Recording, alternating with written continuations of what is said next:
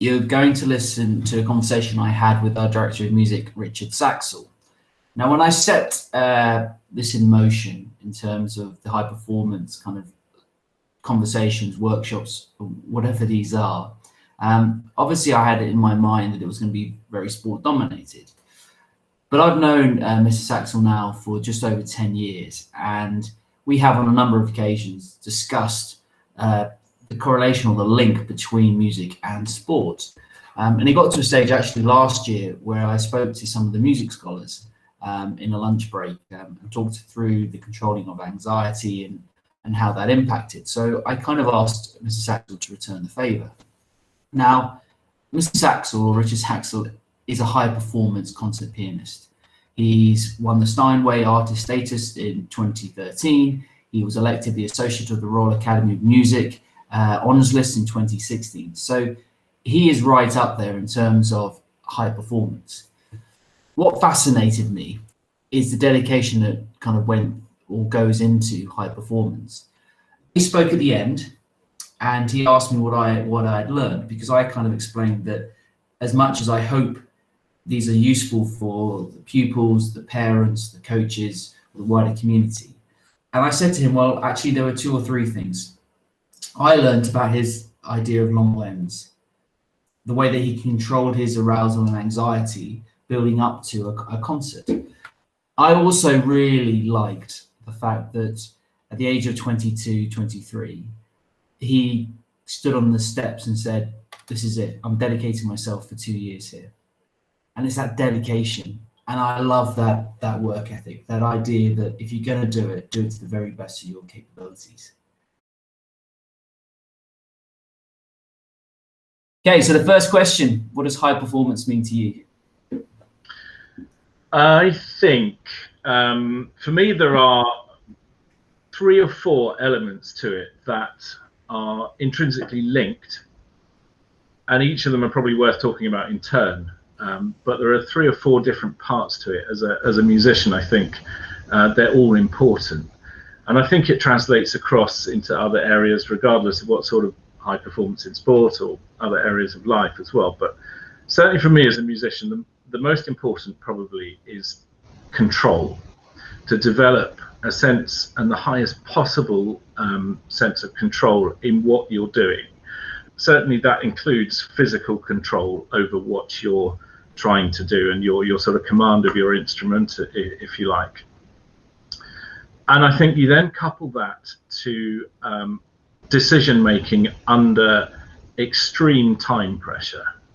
For music, that time can be condensed into minute moments of time, nanoseconds that you have to make a decision under time pressure. Then I think you combine those 2, and there has to be an element of risk taking that you are able to achieve. So in music, that might be knowing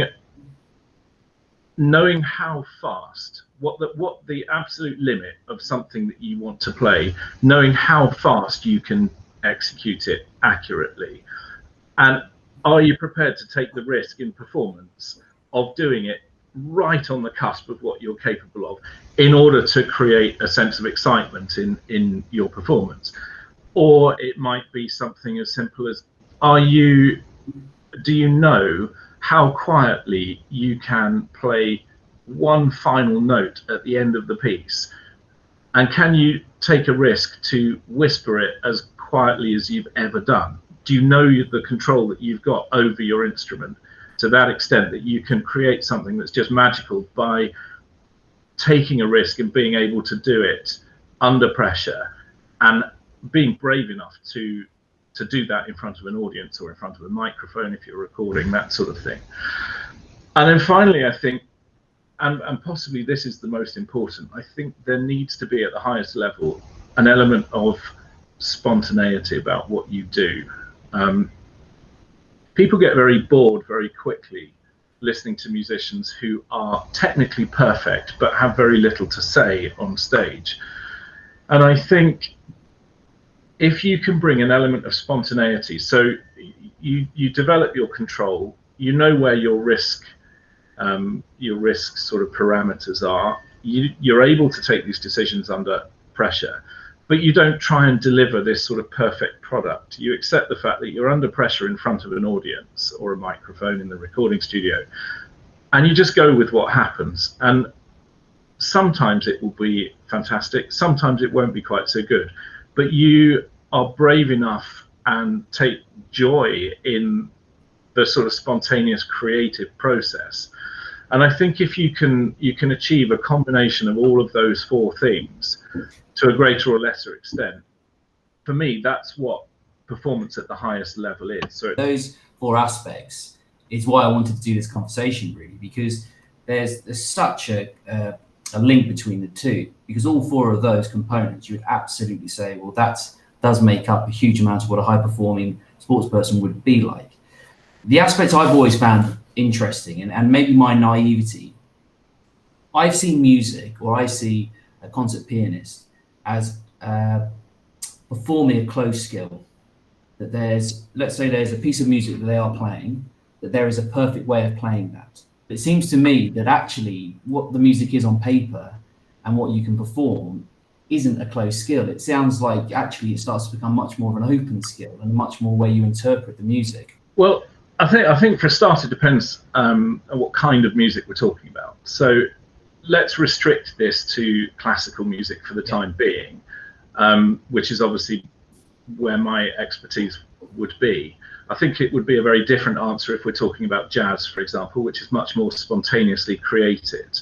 There is an element of what you're saying that is very true, and we are after, let's not call it perfection, because I don't think such a thing exists. I don't think there are such things as definitive recordings or definitive interpretations of a piece of music. Because but if we are thinking that, why? Okay, well, let's break it down, because when you play and learn a piece of music, what you start off with in classical music is essentially the dots on the page, which are, if you like, a kind of a map. But at best, they are really an approximation of what the composer intended. So they will write down the right combination of sounds, the sort of harmony, and they'll write it down with the clearest instructions they can offer in terms of how loud, how quiet, how fast, how you might try and play every note. But of course, that rather glosses over the fact that there's an unlimited way or number of ways in which to play any given note. So when you're talking about playing a large scale piece, for example, actually being able to execute those dots on the page is only one aspect. I think, and this comes back to what I was talking about with control.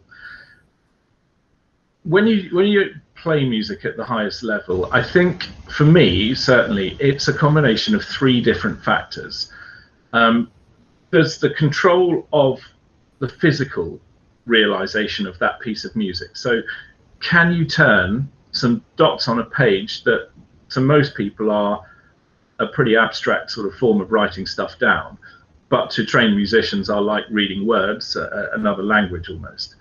Can you turn that abstract image into something physical? Can you physically create it with your hands or whatever instrument you're using? Can you create it? Have you got the control to do that? That's the first element. The next element really is, can you research the context and the history and the place that music belongs in and the composer's intentions? Can you research and understand that so that you can put yourself in that composer's shoes in order to be able to then act as this sort of go-between between someone who maybe died 200 years ago, of whom we've got no recordings and we've just got this page of notes? Can you act as the middleman between them and the audience who are sitting 20, 30 yards away from you? How do you do that? And how do you bring alive something that is really just an approximation at best? But how do you deliver that to the people who are listening to it? And of course, that's about research and understanding the language that composer speaks and writes with. the historical context, some traditions, some conventions, all of those kind of things. Do you understand that? Can you put it in context? And can you deliver something that is convincing? And then the third part of that, I think, is about emotion. And how do you feel as a performer when you're playing? How do you feel about the music? How do you feel about your day? How do you feel about the audience? What sort of vibe are you getting? And all of that wraps up into what we might call an interpretation on the day. Now, when we're after this so-called sort of perfect realization of that, really, you can do as much research as you can possibly and be very well informed, very well read, and very experienced at that. You can practice very hard and control as much as possible the physical realization of what you're trying to do. You could spend months or years drilling down into the finer details and becoming really, really good and accurate at delivering that. What you can never predict, of course, is the emotional side, because we feel differently every time we perform it. So there is no such thing as a perfect thing, because when you combine all three of those elements, the combinations are limitless and you'll feel differently every time you do it. And what seems really interesting, or what I'm taking from this, is those high performers, it goes well beyond just playing a piece of music or kicking a football or doing a drag flick in hockey. There is more understanding that needs to be done if you really truly want that high performance. You've got to understand it, you've got to feel it, you've got to know so much more than just executing with the skill. Yeah, that's very true. And for me, that's been a cornerstone of the way that I've worked right the way through my career. And I think, in truth, probably because comparatively, I lack the talent of the very top sort of world-class musicians. And yeah, we both know that talent isn't everything in either discipline. In fact, it can be, you can have a remarkable talent who is wasted completely and goes nowhere because they don't have all the other skills and attributes you need to perform at the highest level. And I'm sure that you've covered that with some of the other people that you've spoken to. But having talent isn't enough, but total immersion in what you do can compensate for that lack of talent. So, let's say, I think I've always thought that one's born with a certain amount of talent, let's say, yeah, but you can develop your skills on top of that talent, and you can develop your interest in and your education of and your ability to understand everything else that goes around that, so that the whole package becomes much bigger. And I mean, you see sportsmen on the international stage who commentators refer to as perhaps not the most, talented player out there, but they've got an amazing work ethic and they're able to compete at the highest level. And I think that's really important to get across, that actually you can do something about the standard at which you perform through just hard work and developing the right skills, and then all the other stuff that goes with it as well. And people overlook a lot of things. I always presumed that you must have been an incredibly talented musician from 5-6 years old, that suddenly you were way above your peers, and as you just went to the top, it kind of came quite naturally. But you mentioned to me straight away that actually at 17-18, when you were finishing school, you were no better than kind of the other peers who were playing music as well. Yeah, I mean, mine's a slightly different story perhaps to a lot of people, and there are positive and negative sides to it. I mean, we can explore those later, but I suppose just to sketch it out briefly, playing the piano was a hobby of mine, alongside playing lots of sport, and I was reasonably academic and I enjoyed everything about school. I just wanted to do everything. I mean, if I'd had the chance to come to a school like Cranleigh, I would have absolutely loved it, because it's exactly what I was about when I was a kid. But I wasn't, outstandingly, strangely gifted or anything like that at all. I, took grade 5 at 11 and grade 8 at 16, and trombone grade 8 the following year. So, by the time I got to the sixth form, I got a couple of grade 8s, but that's nothing unusual, really. Broke my thumb very badly, and I couldn't play the piano at all for about 3 months, and I was in plaster. And at that point, I don't really know why, it was the one thing that really irritated me more than anything, was not being able to play. And I sort of made this pact to myself that I was going to do something more with the piano at that point. So I was nearly 20 at that then. And I decided, once I'd got the thumb fixed, to get a really, really good teacher. And I had this guy called Clifford Benson, who was an extraordinary piano teacher, but he was based in Tunbridge, and I was at university in York. And I would go down to his house every 3 or 4 weeks and have these kind of epic piano lessons that lasted 4 or 5 hours, and then go back on the train, you know, exhausted and stuff. And I loved doing it because he was such a great teacher. And he then said, after a couple of years, have you thought about music college as a postgrad? Because I think you're good enough. And he was a big name in British music making, one of the great British concert pianists. And when he said that, for the first time, I suddenly thought, well, actually, yeah, maybe. So I then went to the Royal Academy as a postgrad, and it was then like someone had flicked a switch, and it was just suddenly the thing I wanted to do. But why were you doing that trip from York down to Tunbridge? Because so you're saying that you hadn't really thought about it before he had kind of said, have you thought about it? Yeah. That's one way to go to just get better at something. Was there not a part of you, if you're looking back, in all honesty, thinking, I can do this? Or was it just because you fell back in love with it, or you just found a passion for it, or was there not something in your brain going, I can do this?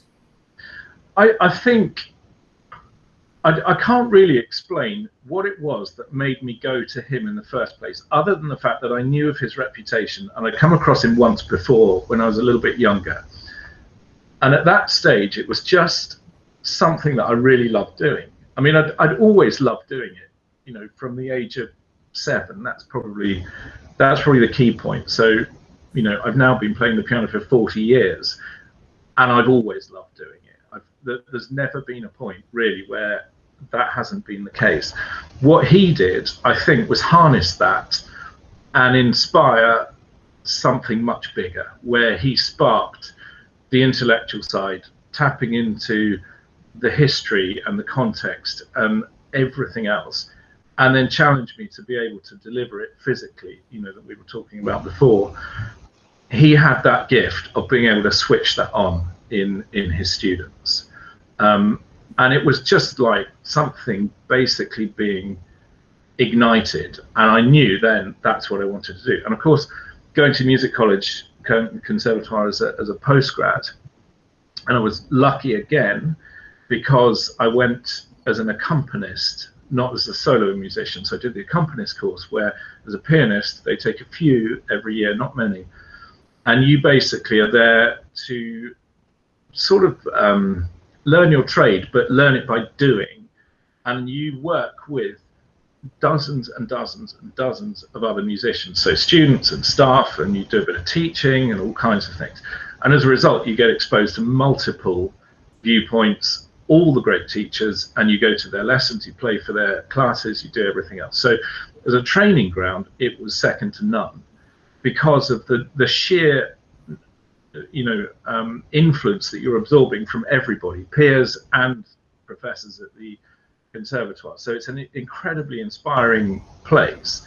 And I think the difference was, having been through university and sort of got that whole uni thing out of my system, you know, had done the partying and the sport and everything else, and I got rid of that. I remember on the first day walking up the steps to the academy, and it's quite a sort of intimidating building in Marylebone. I remember standing there on the steps on the first day and going, I've got one intention here, and that is to be the best musician I can be in 2 years' time. And that's it. The rest of it will fall into place if I do that. Yeah. I'm not going to try a network. I'm not going to try and build all these kind of things that everybody seems to think that you need to do in order to have a successful career. I'm just going to try and be the best musician that I can become in 2 years, and I'm going to work my socks off to do that. And I think probably the fundamental difference between a musical career and a sporting career is that ours is much more of a slow burner and probably lasts a lot longer. I mean, a top sportsman might hope to have a career, best case scenario, what, 20, 25 years? Yeah, that. I mean, that would be probably pushing it at the top level, wouldn't it? For yeah, beyond. Yeah. I would say that's probably would be considered to be the first half of your career as a musician. You know, that would take you to your sort of perhaps your mid 40s, 50, kind of probably the point that I'm at about now. But of course, with music, experience is everything, and the physical decline for most people is unimportant as long as your hands are fit and you can still do it physically. The second half of your career in your 50s and 60s and 70s is where actually the richness of it all happens, because you've got this experience and you've been there and done it, and you can still do it physically, and so you're able then to play at a different level completely. And so let's say it is half time. It's half time in your career, and I know at the beginning I kind of have told everyone what you have achieved. Do you think you're 1-0 up? Do you think you're winning? Do you still have the passion to go back out there and do another half? Because there are negatives to a short sports career. You're a long time retired. However, because of it, you can often commit your life to it for that 10, 12 years, give it everything. Whereas you're talking there about a career of 50, 60 years. For someone like yourself who has achieved a lot, do you see yourself now going, right, I've got the passion to go back again for the second half? I think life changes, doesn't it? I mean, you know, in your mid-20s, you have these perhaps rather naive dreams as to what you want to achieve and where you want to be in 3, 5, 10 years' time. And then life gets the better of you and it goes in a different direction. There are plenty of things that I still want to achieve, for sure. And I think just being open-minded about that is really important. I mean, at the moment, obviously, I've got a fairly young family, a different job at Cranley, perhaps that takes a little bit more time in terms of school work and less time that I have at the piano, although I still try and maintain that balance. And in my head, that's very, very important, because I've always thought, you know, I think probably the same as you have, that we are professionals at what we do, working in the school environment. I will always remember probably the first conversation I had with you, where we were talking, in which you said that you saw yourself as a music professional working in a school. And I was going to say, and jump in on you to say, is that still the case? Yeah, absolutely. And for me, that's the crucial thing about working in the school here. And I've had, you know, over the last 20 years at Cranley, I've had various different jobs. And the one thing that is a common thread through that is, I mean, obviously most of the stuff that I've done here has centered around the piano for obvious reasons, whether it be running performance for the whole of both schools, or now director of music for the senior school, and previously as musician in residence or head of piano, whatever it is, the piano has been the common thread. The one thing that I would have always tried to do is be a professional concert pianist, specifically as an accompanist, with every child that I've ever worked with, regardless if they're grade 1 beginners in the prep school. I'd bring the same approach that I would do if I was playing in the Wigmore Hall in London. And those 2 years up in London, where you're on the steps and you're saying to yourself, this is it, I'm going to dedicate myself to it.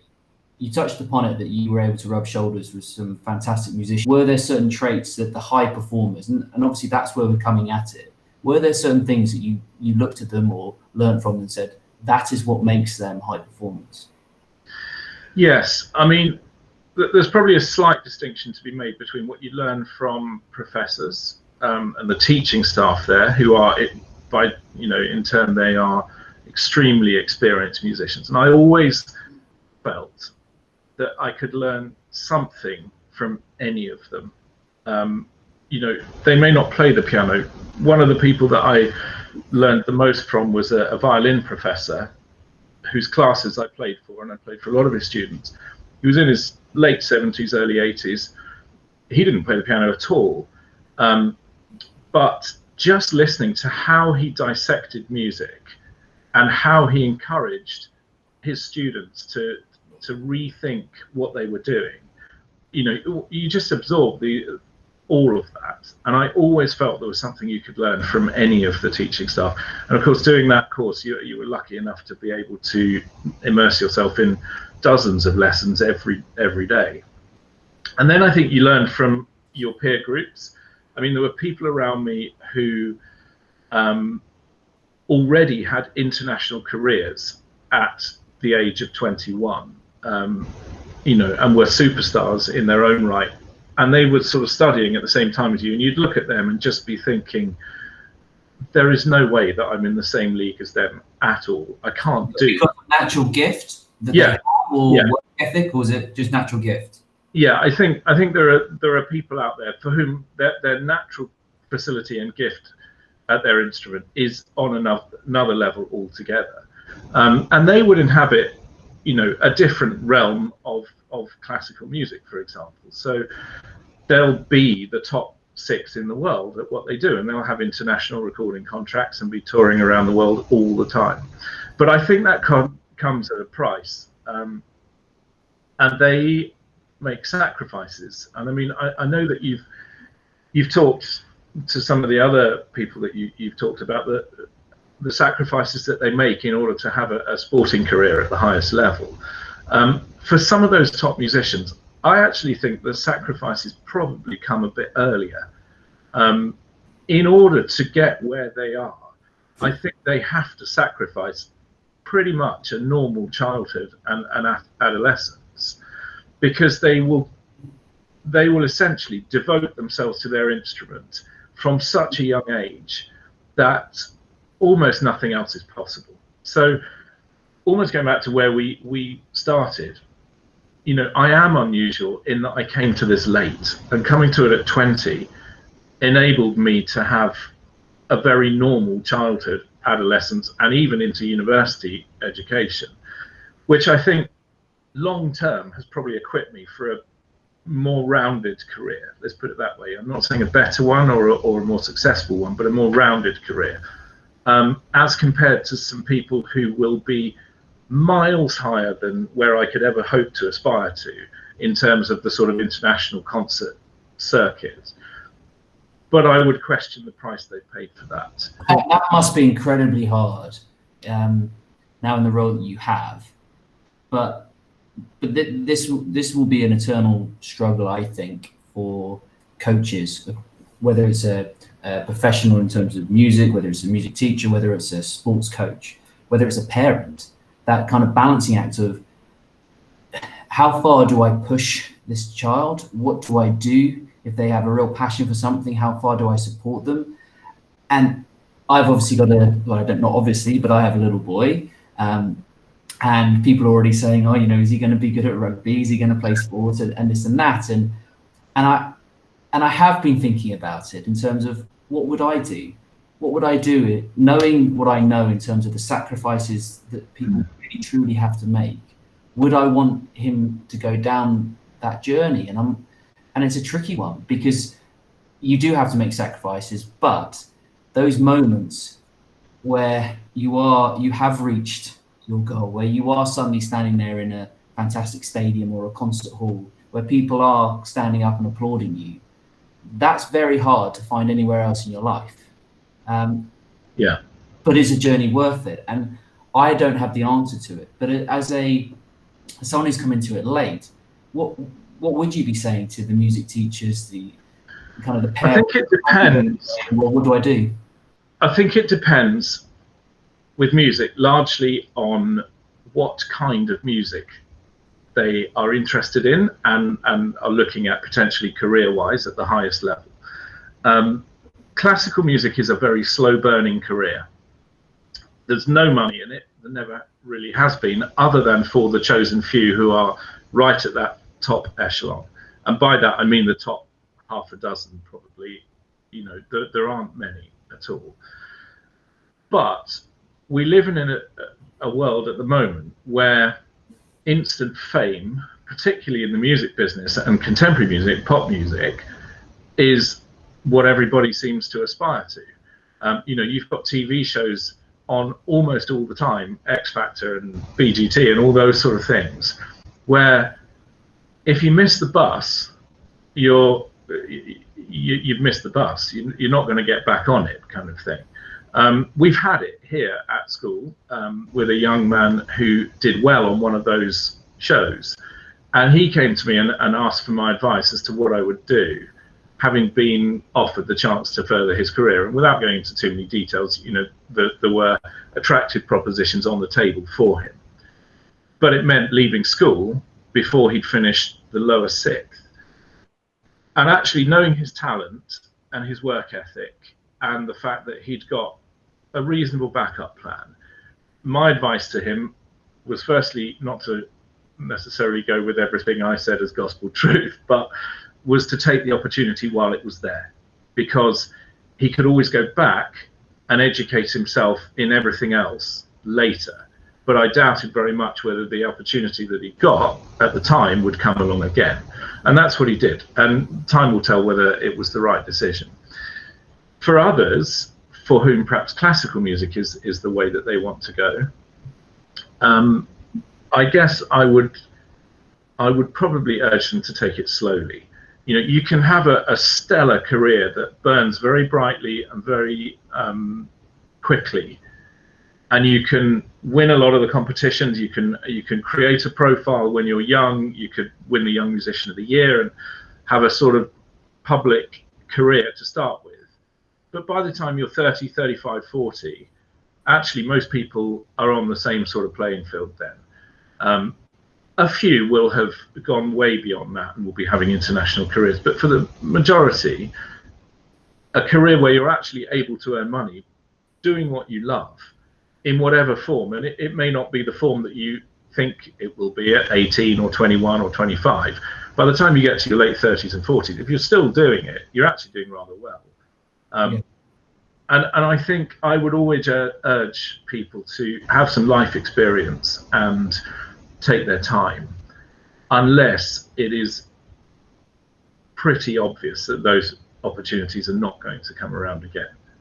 But you mentioned your own kids. I mean, as far as my children are concerned, it's weird because you want the best for them, and if they showed you know, a weird aptitude for it, I don't know how I would advise them. I mean, the fortunate thing is they don't listen to a word I say. But one of the big areas I've always been quite interested in is particularly individual sports, but potentially this is where it links into you as a pianist. The piano is in your house and it's staring at you. How hard is it to walk away from it? It is difficult sometimes. I mean, there's a drive that's within you that takes you back to the instrument repeatedly and constantly. That's not to say that I can't walk away from it, you know, comfortably, but it changes all the time. I mean, there'll be days when within the first 10 minutes of trying to practice and work, I will know that nothing is going to work that day, at least not how I want it to. But that's where experience starts to kick in. And then you sort of go, okay, so I'm not going to be able to achieve what I really wanted to today. What can I achieve that's worthwhile? Can I do some absolute donkey work where I'm just working on the fitness of my hands? Can I do something where I'm just repeating something to just ingrain it into the muscles there? Can I walk away from the piano and do some work away from the instrument where I'm actually just listening to some music with the score in front of me so that it's going in a different way? Some days you just have to walk away from it completely. See, that's advice that I've given so many goal kickers in rugby, or it might be in any sport. It just doesn't feel like it today. And you're training and you're out there, and no matter what you're doing, it might be in golf as well, you just can't feel it. It's just not there today. Yeah. And there's two ways you can do it, I guess. Some people will go, well, I'm staying out here till it feels better, but in truth, it never will do. Yeah. Or you break it all down, you simplify it, and you go, right, I'm either going to do some very basics or core fundamentals of it that I know I can get success at and then walk away. Yeah. Or I just have to accept the fact that today's not my day, and I might do some visual learning, or I might do some kind of I don't know, imagery in your head, or you might just say, you know what, I'm moving on, I'm getting out of this because I need to clear my head and I need 24 hours so I can come back fresh. And that's exactly it. It's exactly the same. You know, just that dilemma. For me, it's much harder actually at the opposite end of the spectrum to walk away.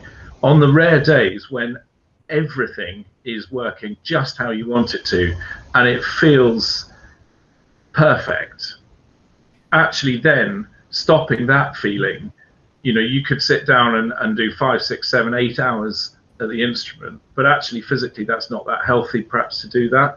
But on those rare days where everything's working, to be able to then go, no, I've achieved enough, stop, and then clear your head, is that's much harder. It's probably because it doesn't happen quite so often. But I think probably the single best bit of advice I was ever given was from my professor, my teacher at the academy. And all he said was, try and achieve something every day that makes you a little bit better.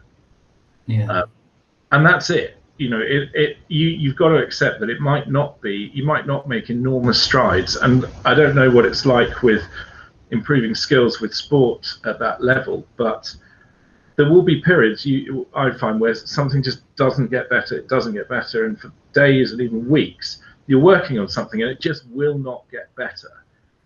And then you'll go to sleep and then wake up the next day, and all of a sudden you can do it. And it's almost like something has just changed in your mind without you having to sort of knowing that it had changed, and then you can do it. And I can't really explain that, but it's probably the process that you go through, and then something frees in your mind and you can do it.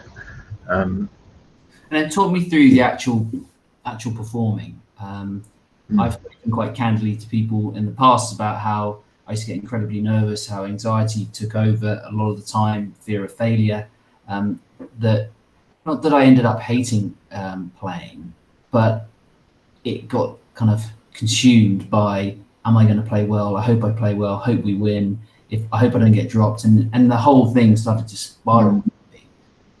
As a musician, has it got easier to deal with that kind of anxiety? Are you someone who actually struggles with performance anxiety, or is it actually you're on that kind of mastery orientation that I love this arena, I love being in front of a crowd, this is actually where I do my best work? I think it's changed as I've got older. When I was younger, I absolutely loved the whole thing about performing, and I was fearless with it. It never bothered me. I didn't get nervous at all. But did you fail?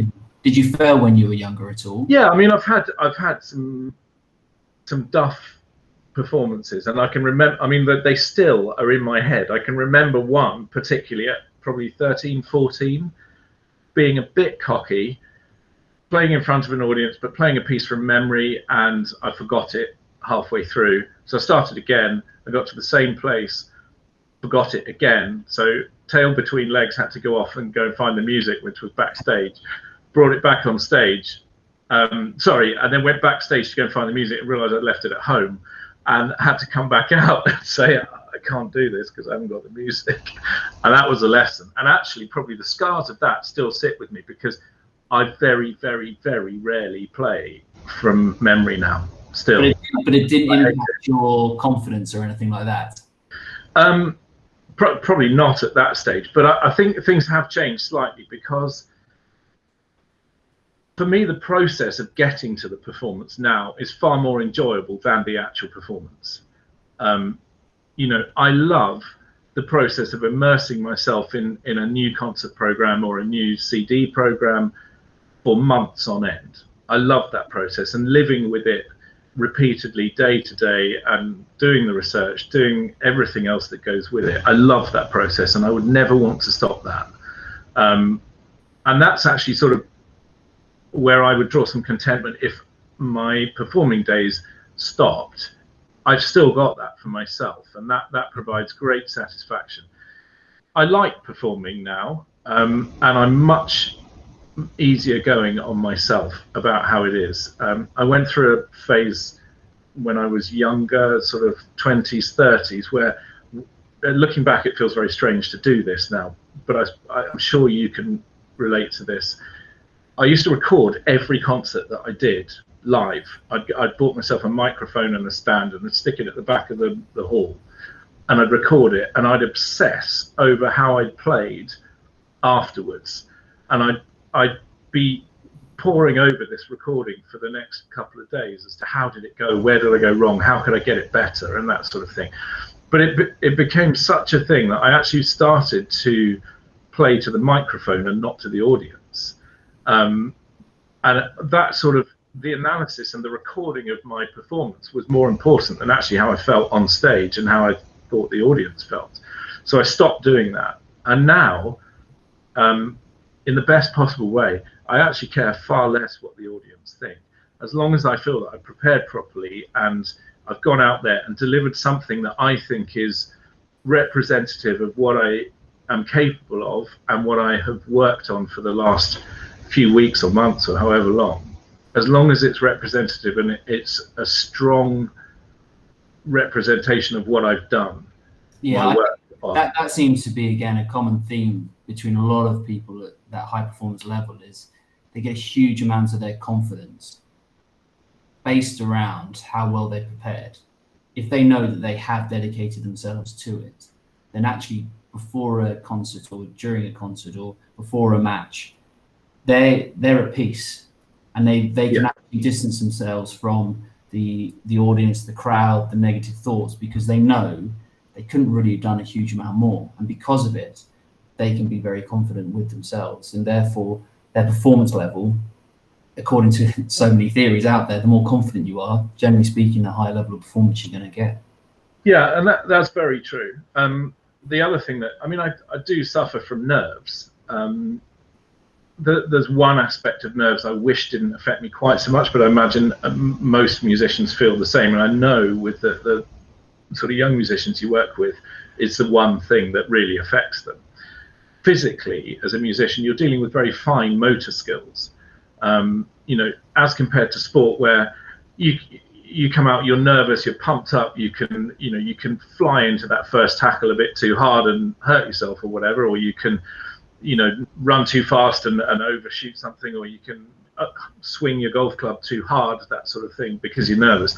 With music, we don't have that luxury, because with the adrenaline pumping through your body, it's absolutely the last thing you need when you're dealing with minute motor skills in your hands and your sort of, your face or your breathing or whatever.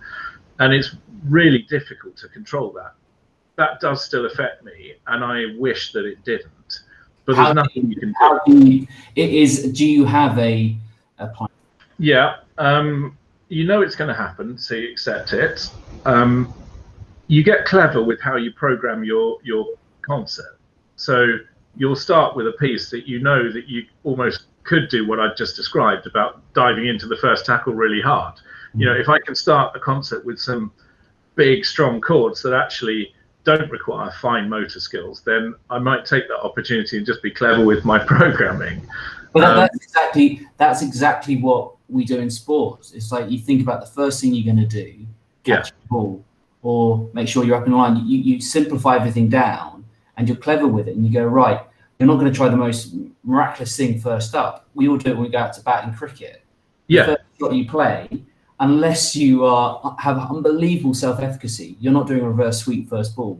What you're basically saying to yourself is, don't get out, just play straight, get your feet moving. And I guess that's exactly what you're talking about there. Is, as a coach, I would always kind of say to the team, if we kick long, let's get our line, let's make our tackle, they'll probably kick the ball out, line out.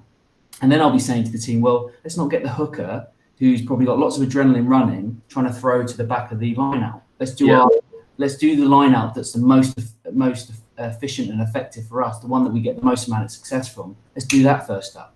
Let's get the game. And it still amazes me how many times you see it on a sports pitch or watching football, hockey, cricket, that maybe the substitute comes on, and minute one they're trying to do something miraculous, or the coach has got them to do something. You're thinking, let them get into the game, let them actually get that adrenaline kind of under control. I mean, there's for me, there's a process always, and it has a variety of different sort of lengths of that process. So, you know, I'll have a very, very long lens on my next performance. So, for example, you know, I've got one now in the second week in April. I'm already thinking about that performance now in late January. Not in terms of like how am I going to feel, but it's on my radar, and I've got a sense of what's the venue like. Do I know what the piano is like? You know, what's the acoustic like? My repertoire that I've chosen, how's that going to work? Am I planning to play and practice parts of that program in sequence so that I get a feel for, you know, the shape of how that evening is going to evolve? So that's my very long lens. But then I've also got the next one will be from probably about a week out, where I've started, you know, I've done all the work physically there, I've done all the research, I've done all the putting it into context. At that point, I'm now starting to sort of think, I want to be running the whole thing, and I want to be feeling the flow of this evening and how it's going to be. So that's the next one. And then I get, your next one is from the morning you wake up, and from the day, it doesn't matter what time of day I'm performing. If I'm playing in the evening, I'm probably not quite there mentally for anybody else from the moment I wake up that day, because it's in my head and I'm thinking about it. And gradually I sort of start to just push everything else in my day to one side. Now that can be very difficult when you're holding down a job here, trying to run a department. It can be very difficult for your family, where they're trying to ask you questions about what you want to eat for dinner and you're not really able to answer them efficiently. It can be very difficult for well-meaning strangers, and you get a lot of that around the sort of, you know, hubbub around a performance where people are desperate that you feel comfortable. They want, you know, what do you want in your dressing room? What do you want to eat? You know, can I get you anything? They're very well-meaning, but actually what you really want is calm, and for them not to be there. And that's very hard to tell people sometimes, particularly when they're paying you, and secondly, they're looking after you, and thirdly, maybe, you know, they're putting you up in their house after the concert or feeding you after the concert, and you can't be grumpy with them, but you need that clear head of I need my space. And then it goes probably the last few minutes, then I have more like a routine that I need, where I need to be in the right place. And for me, it drives some people absolutely potty if I'm working with them, but I need to pace. So I find somewhere where I can just walk up and down, and I'm just going through in my head what the first 10-20 seconds of that first piece is going to be like. And I just need to pace. I don't know why. I think it's just getting rid of some energy or something. But that's where I find some sort of calm, is in actually just walking up and down and up and down and up and down. And then there comes a point where I kind of go, right, okay, I feel fine now. And then I'm ready to go. And actually at that point, people can talk to me, people could say whatever. At that point, I'm ready, because it's just a being ready moment. Then I go on stage, and then you do whatever you do on stage, and I can talk to the audience. I'm lucky like that. I find that comfortable, and I don't mind talking to the audience. But as soon as I've done that, it's then you sit down. And I once read something. To go back a step, I was very lucky. I played golf with Damon Hill, and we once had a round of golf together where he found out what I did, and we started to talk about the similarities between Formula One racing and being a concert pianist. And we described all these processes that I've been talking about. And right up to that point that we just got to, almost the point for him where that would be, 1, 2, 3, 4, 5 lights go on, and bang, they go out, and off he goes. And it was uncanny what was going through our heads in the same way. And he was getting desperately excited about this, saying it's just exactly the same. And I was feeling really embarrassed, because I was like, yeah, but if you go wrong, you die. And if I go wrong, it sounds a bit rubbish forever, you know. But it was uncanny. And I think that's probably the closest analogy, you know, that racing car driver thing, where it's down to the moment where actually it is you. Okay, in racing, someone else controls exactly when you start. But for me, I control when I start. But that lights out moment is like you've everything has been focused to that moment, and in that moment you need to just sort of calm everything down, be in the right place, and then you go when you're ready. But that lens, you know, it starts way out. Could you talk me through, and I think it's quite prevalent with sport as well, you've obviously produced some music and kind of, you got some CDs out there, and what's it like mentally, I guess, that idea that you've worked so hard on something and finally pressing go or pressing send and saying, right, I'm releasing this out there to be judged? Because as a sports person, we tend to do that every Saturday afternoon. You work all week to train, and you go out there, and particularly those of high performance or, you know, playing in front of big crowds, you open yourself very quickly up to being criticized or praised, and it's that risk element. So I think, I mean, it's different with the recording process, because that's slightly different than performing live, because that is in itself such a false kind of environment. I mean, when you make a recording, commercial recording, for a CD or, you know, streaming service or whatever, essentially you spend 3 days in a recording studio making it. But that process is not really just playing it until you get it right, playing it until you're happy with it. It's really creating something more akin to a kind of jigsaw puzzle.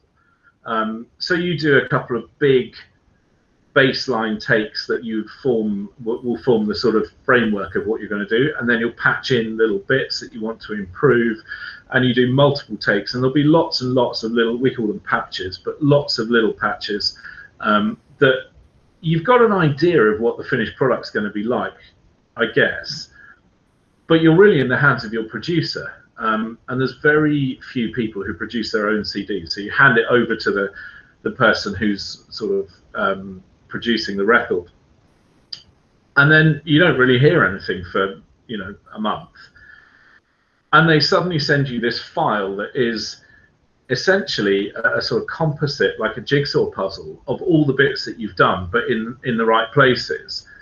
And you get this real sort of jolt, because you've actually never played it like that before. You've played all the component parts, but as a whole sort of interpretation, you've never done it like that. So you get this real kind of, whoa, not sure quite what that is. And then you listen to it over and over again and sort of become a bit more familiar. And then you send it back to be edited again with some improvements and that. So that process can be very bitty and a real jolt. And then there does come a point when you've actually got to go, do you know what, that's good enough, that's representative of how I would like it to go into the public domain. I imagine, certainly I feel, I'm never fully satisfied with it. There's a point where you go, you know what, I can't make it any better, and I have to relinquish control over it.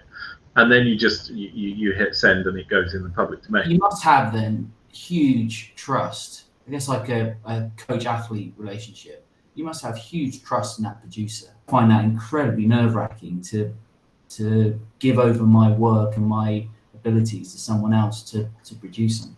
Yeah, and those discussions can get quite heated. You know, in a healthy environment, they will be done before you start. This is what I'm trying to do, and you'll spend time explaining and demonstrating as to what you're trying to achieve. You know, if it becomes a power struggle at any point, then I think you're doomed. And like you, I hate that relinquishing of control over that process. The way I got round it, actually, in the last recording that I released, was to record in much longer chunks, to actually be far more prepared, and treat it more like a concert than a recording session, and record in much larger bits that then didn't need editing. and being happy to accept the occasional minor flaw in favour of a broader sweep of something that was more representative of a performance, as opposed to this sort of sterile, fault-free performance. Because we're conditioned in the music business now, particularly in classical music, to only accept perfection on recordings, because the equipment can highlight your flaws so easily, because it's such sensitive microphones, and people don't seem to want to put anything in the public domain that's got any kind of a mistake in it at all. And the result, you're slightly diluting perhaps the message that you want to say, and you get this almost, I use the jigsaw puzzle analogy, almost perfect recordings, but they're a bit sterile because they just lack that excitement perhaps that you get only in live performance. So do you prefer the live performance? Is that something, do you prefer that than a recording side to it? That's a really good question. They're different. They're different processes. I love the total immersion in the recording process.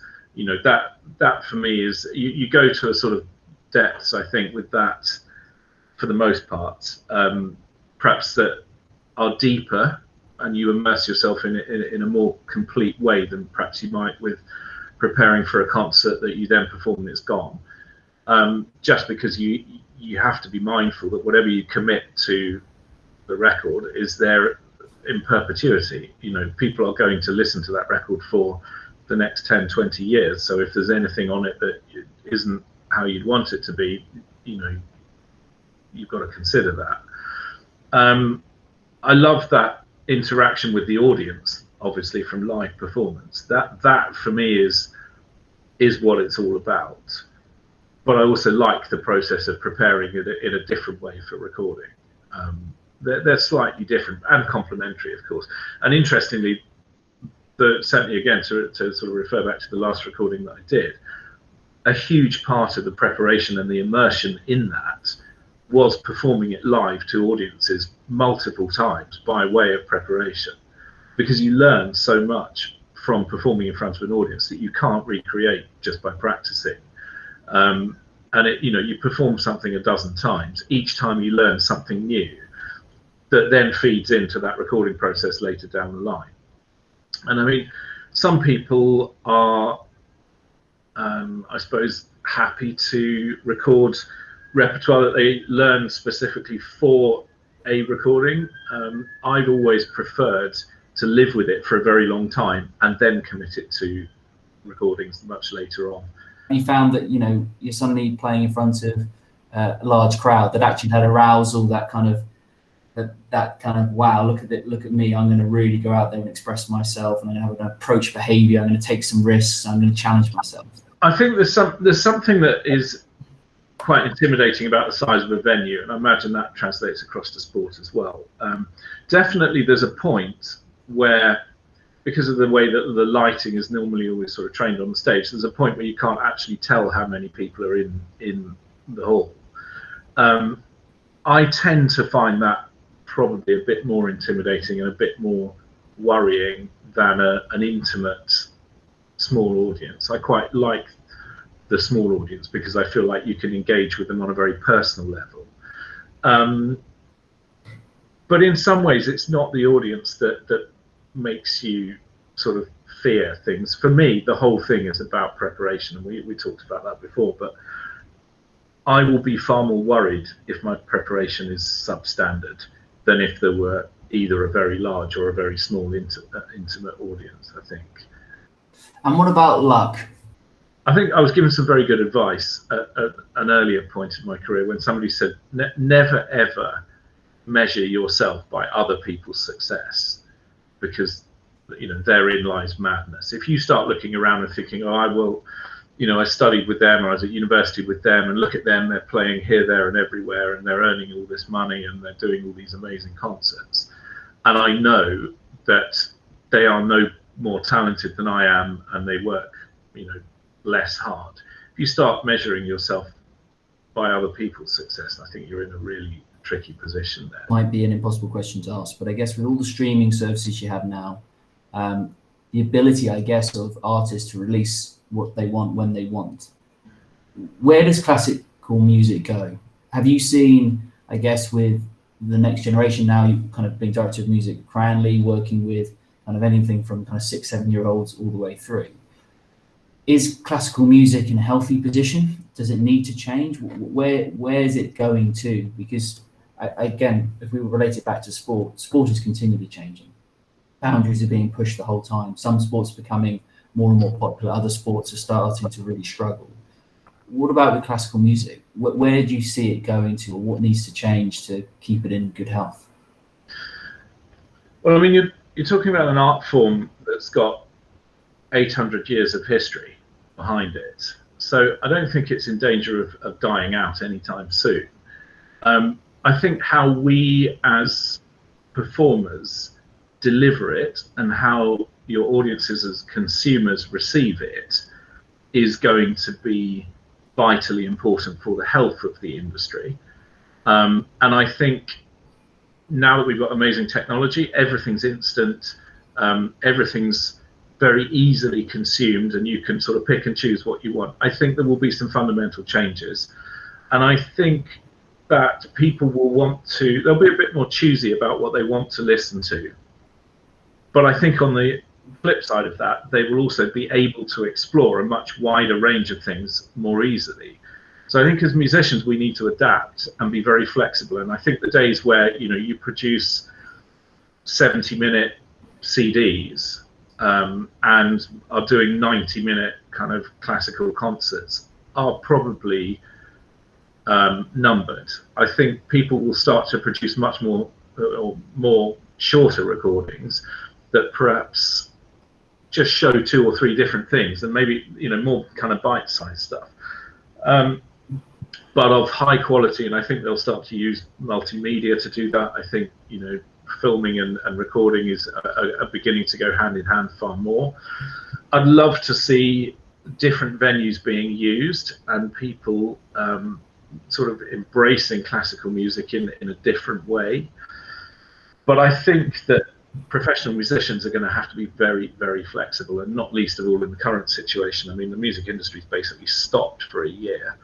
And I think we're going to need to be alive to new possibilities and able to be flexible and have this sort of portfolio career. You know, already most musicians need to be versatile to earn a living. They need to teach, and they need to perform, and they need to be able to play in a multitude of different styles if they can.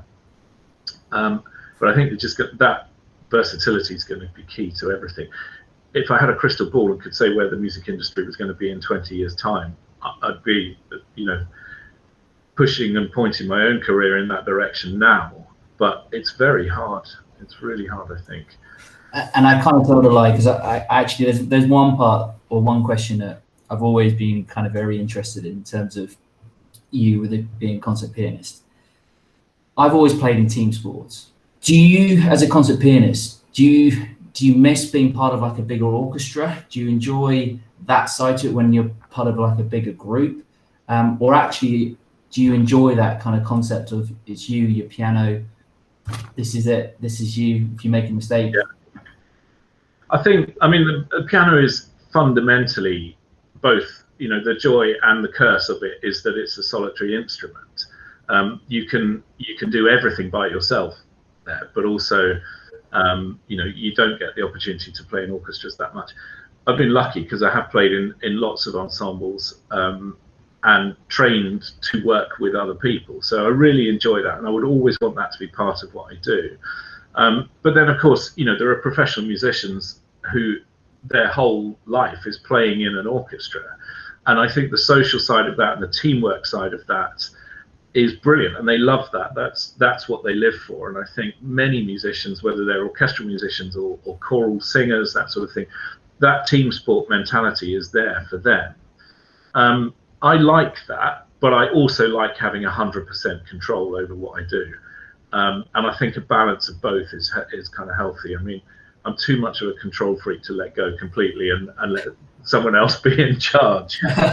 But but there's, you know, playing with other people, there is something that is magical about that, and being able to have that interaction and work with like-minded people like that is brilliant. But at the end of the day, you know, a healthy balance is what it's about, I think.